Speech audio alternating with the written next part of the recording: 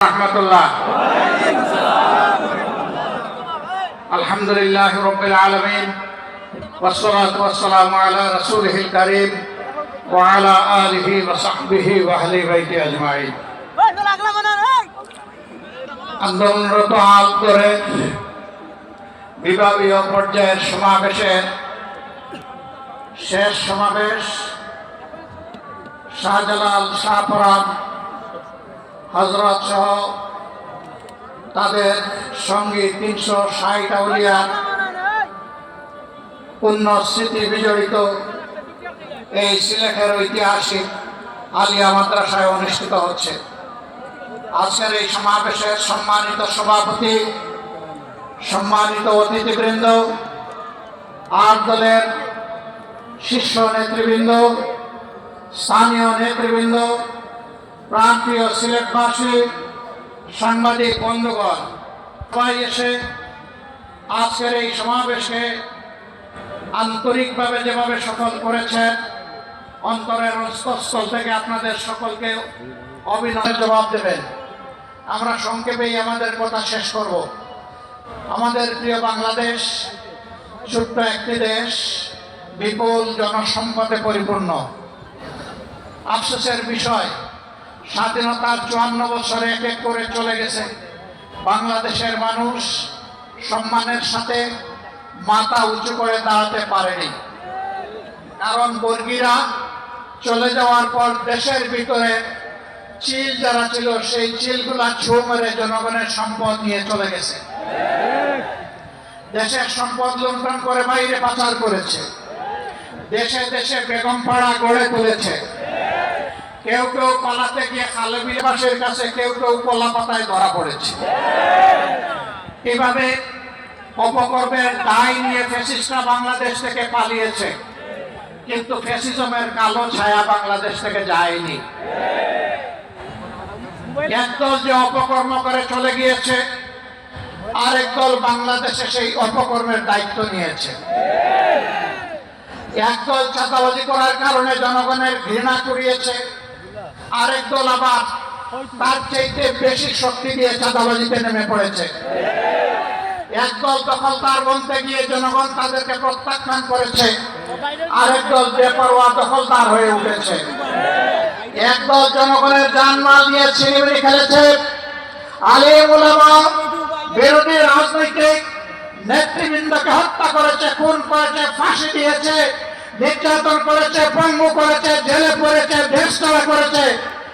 আরেক দল ঠিক একই পথ ধরেছে, এমনকি নিজেদের মধ্যে মারামারিতেও নিজেদেরকে শেষ করে দিচ্ছে। সংগ্রামী বন্ধুগণ, দফায় দফায় এত রক্ত, এত ত্যাগের পরে দেশবাসী কি আশা করেছিল? দেশবাসী আশা করেছিল অতীতের অপকর্মের যে পরিণতি, এটা থেকে শিক্ষা নিয়ে রাজনীতিবিদরা নতুন রাজনীতি শুরু করবেন। কিন্তু আমরা দুঃখের সাথে দেখতে পাচ্ছি একদল সেই পুরাতন ধারায় পড়ে আছে। তারা কোনো সংস্কারে রাজি না, তারা সনদ বাস্তবায়নে রাজি না, তারা গণভোটেও প্রথমে রাজি ছিল না, তারপরে ধাক্কাই ধুকাইয়া সেই গণভোট একদিনেই হতে হবে তারা বাধ্য করেছে সরকারকে। এখন আবার কোথাও কোথাও আমরা কিনসুর শুনতে পাচ্ছি, যারা এতদিন নির্বাচনের জন্য নির্বাচন করে জনগণকে বেহুশ করে তুলেছিল, এখন তারা ভিন্ন সুরে কেউ কেউ কথা বলতে শুরু করেছে। এ লক্ষণ ভালো নয়। তারা বুঝতে পেরেছেন, তারা যে সমস্ত কর্মকাণ্ড বাংলাদেশে পরিচালনা করছেন, বাংলাদেশের জনগণ তাদেরকে আগামী নির্বাচনে লাল কার্ড দেখানোর জন্য প্রস্তুত হয়ে গিয়েছে। এই লাল কার্ড দেখা থেকে বাঁচতে গিয়ে যদি কেউ আগামী নির্বাচনকে ভণ্ডুল করার চেষ্টা করেন, আমরা মহান আল্লাহর উপর ভরসা করে বলছি, তাদের সকল ষড়যন্ত্র এদেশের সংগ্রামী জনগণ ভণ্ডুল করে দেবে ইনশাআল্লাহ। কেউ যদি আবার চিন্তা করেন জনগণের সমর্থন পাবো না, তাহলে বাঁকা পথে প্রশাসনিক কুর মাধ্যমে আমরা নির্বাচনের ক্যাডেট হাইজ্যাক করব, তাদেরকে বলবো, বন্ধু, সেই সূর্য ডুবে গেছে, এই সূর্য আর বাংলাদেশে উঠবে না। সূর্য বাংলাদেশের মুখ দেখবে না। এখন নতুন সূর্যের উদয় হবে, সেই সূর্য কোরআন বুকে নিয়ে উদিত হবে ইনশাআল্লাহ। বাংলাদেশ থেকে অপশাসন দূর হবে। মোটে মাঝি শ্রমিক ছাত্র জনতা এই বাংলাদেশ হবে তাদের বাংলাদেশ। লুটে তাদের হাত থেকে উদ্ধার করে বাংলাদেশ তুলে দেওয়া হবে দেশপ্রেমিক জনগণের হাতে ইনশাআল্লাহ।